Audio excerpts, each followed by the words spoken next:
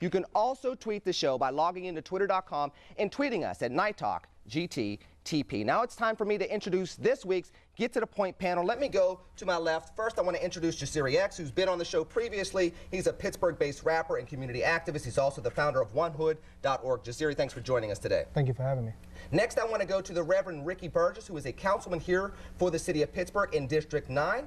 Reverend Burgess, thanks for joining us today. Thank you. Good to be here. Last but not least, I want to ask and say thank you to my good friend Jason Johnson, professor of political science at Hiram College. He's a contributor to CNN, HLN, Everyday.com, and pretty much every publication out there. You know Jason Johnson. Jason, thank you for joining us here on Night Talk. Get to the point. Always a pleasure, Lenny.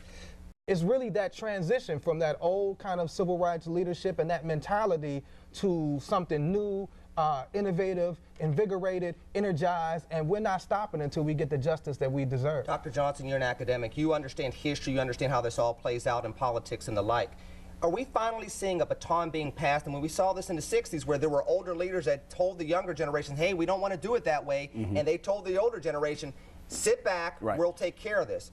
Are we finally seeing that now in modern-day America? I think that's been going on for years. This is just now the rest of the country starting to pay attention to it. I mean, you know, we saw that with the election of President Barack Obama. Now, whether you like him or not, I have some issues with him. I'm sure everybody here has some issues with him. But that was a youth movement.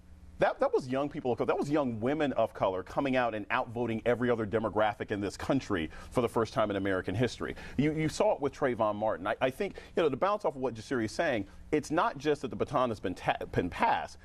We're already lapping the previous generation on these issues. And what's fascinating about this is, for the first time, you see two different things happening. This is not connected. It's not an NAACP. It's not a SNCC. These are individual cells of people in Pittsburgh, in Cleveland, in Detroit, who are acting on their own. There's not some national organization telling them that they should care about this. They're doing it on their own. And for the first time, we have people who aren't just black who think this is a problem. And that is a miraculous improvement in change over things that have happened in the past. So that's what I see happening today.